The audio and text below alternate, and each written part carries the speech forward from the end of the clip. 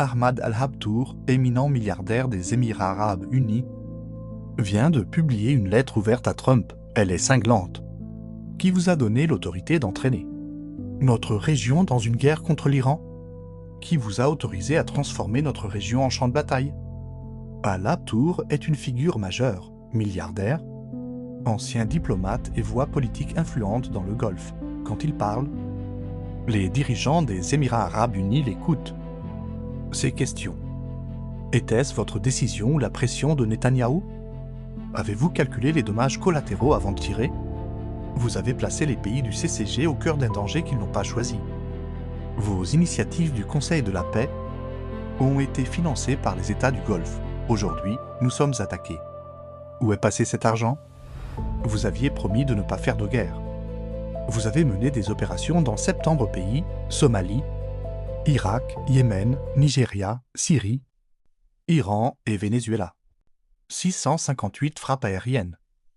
Durant votre première année de mandat, écho autant que durant tout le mandat de Biden.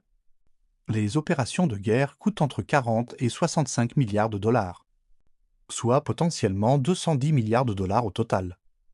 Votre cote de popularité a chuté de 9% en 400 jours. On a promis la paix aux Américains. Or, leurs impôts financent la guerre.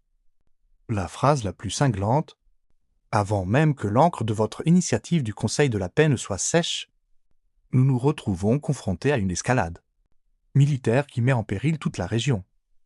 Où sont donc passées ces initiatives? Al-Habtour n'est pas un simple critique. Il fait partie de l'establishment. Il est bien connecté.